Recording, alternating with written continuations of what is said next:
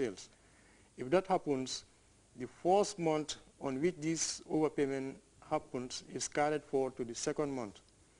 If you are still in that same refund position after the second month, it is carried forward to the third month.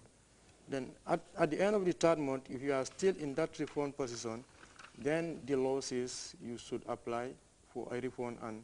within 60 days, the refund should be processed and paid back to you. But it's not going to be automatic. When you lodge your application, it will be subjected to review.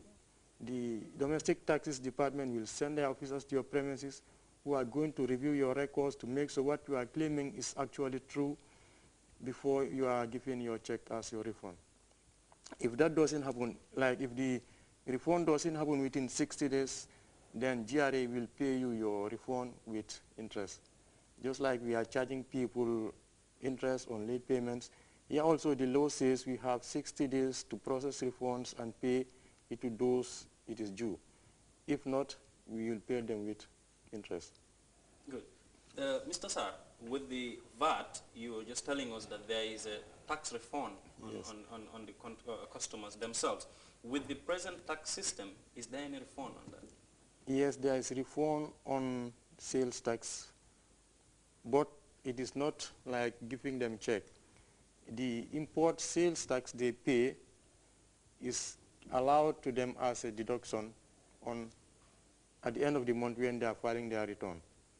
They will deduct the import sales tax they pay from the sales tax they've collected from their customers. But this is allowed for manufacturers only. But when the VAT comes, it will be on all registered persons. Now, on the imports and exports, you know, the Gambia is growing very rapidly, and we have a lot of imports, and we also have a lot of exports, you know, going on within the country. Now, what tax refund system is in place for these two? Well, on imports, if you are registered, if you are importing, whether you are registered or not, you are charged import VAT at the point of import. And if you are registered, you can claim back that import VAT you pay at the end of the month. And if you are an exporter and you are registered, when you are exporting, you pay export VAT at the rate of 0, meaning you don't pay VAT when you are exporting. But then any input tax credit that you incur in making your goods that you export will be refunded to you. So these are the two refunds that's due for importers and exporters if they are registered.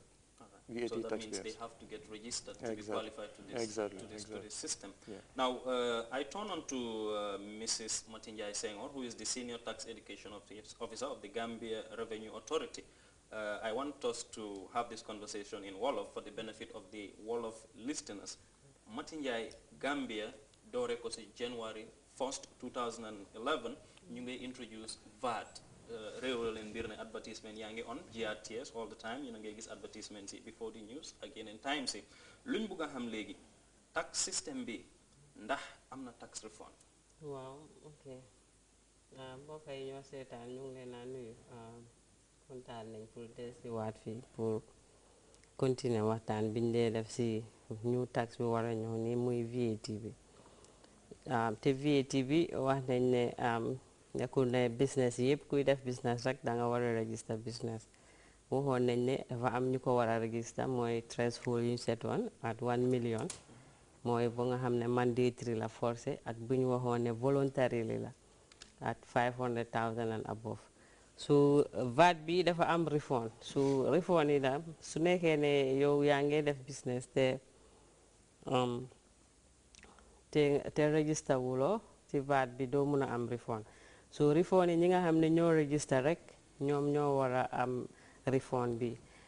waaye refund bi ni moo ñëwee mooy su fekkee ne dañ def importation muy isi bagage dugal bagage ci réew mi order marchandise mu ñëw ci réew bi o ñu def local purchases comme si biir dëkk bi nii ñu am jënda xëy na jënda bagage from wholesalers ak yooyu noonu ñooñu ñi ko jëndee fekkee ne dañ register ñooñu dañ leen a jox invoice bi mooy kayit boo xam ne dafa wane ne jënda nga marchandise nangam fay nga VAT bi VAT 15% bi total bi lii la su kayit yooyu noonu moom nga dajale ba si weer bi dee sooy file sa return yi mooy form bi nga dee isi GRA every end of month danga total li nga fay si cost of like su fekkee da nga order bagage ou da nga def local purchase invoice yu ñu la jox noonu yooyu nga total so moom la ñu ooyee input tax credit su input tax credit boobu noonu su fekkee ne boo ko dajalee ak bi nga jaayee bagage yi yëpp bi nga charge baan nga jaay bagage yëpp su fekkee ne input li nga fay si input bi moo ëppa bi nga jaayee li nga am su boobaa si nga entitled pour refund waaw comme soo jaayee ba pare nga add 15% waaye li nga dépassoon si importation bi ak bi nga jënd bagage si biir dëkk bi li nga dépasse VAT bi nga fa fay fekkee ne moo ëppa bi nga jaayee sa customers yëpp VAT bi nga collect si ñoom su fekkee bu moo ëppa den si nga war a am refund waaye refund bi tam ni moo doxee nekkul ne su ëppee rek nga ñëw weer boobu noonu ñu jox la ko because dañ dee seet su fekkee ne first month bi gis nañ ne baat bi nga fay moo ëppa baat bi nga jaay boobu da nga am refund waaye duñ la ko jox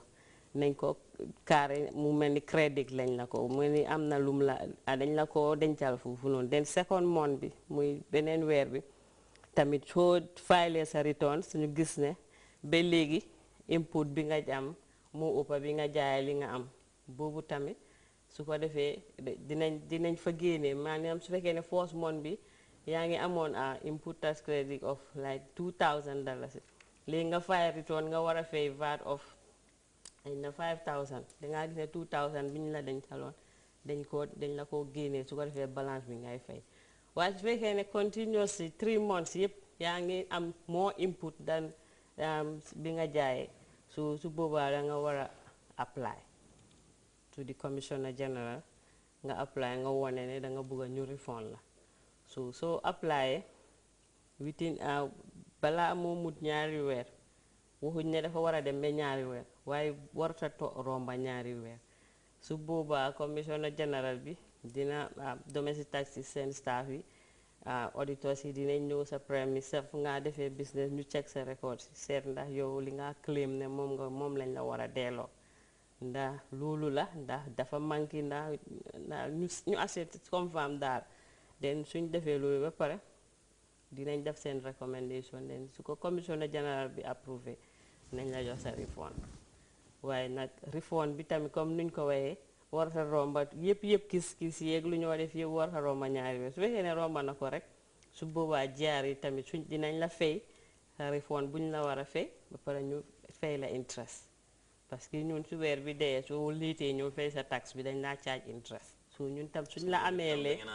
waaw suñ la ameelee te leen la fay dañ la war a fay interest so kon boobu neex naa dégg waaw noonu la okay Mr. Fafanding Cham, Acting Deputy Commissioner Domestic Taxes, could you tell the Mandinka listeners, those who can speak Mandinka, who is entitled to receive this tax refund? Because it's very important when you pay your taxes and you expect something at the end of the day. Odo nyingaro kumada bakale badu mbalu konto na ntole muta na jang kote ke kabonang jiare nalka lokun kacha menkeja menketa nam kutode membe dunna bankun kan January karo 2013 bi na kacha fanna betili na menna wala mu ka me refund nyimu kulati nyi namo la loi ko me ya lonko mol menia business ol menia lon e register da pour ka nyi namo kaning mol bulu loi ko to e loi itan loko itolu e nyanta nyi refund nyi nyanta sotolal e ka soto nyame wala mu indi ko ni mari la business o register pour VAT ye bakasol order nan ka bonam bantala bankol kan nin kumu de custom na douane kunda do ni bela bagasol clear la poro roje e ka VAT jojele ka me import VAT ani ni atra fanan ila bagasol ke sam banko kono jane ka me local purchases du ya sam molel bulmen ya lonko e to fana register da VAT la e kanyim VAT nyin jole ite kanyim VAT nyim men jo ni bela bagasol sanna e ka fole input VAT wala muite VAT men joni bela bakasol nyisan ya ni te nyim bakasol sa ya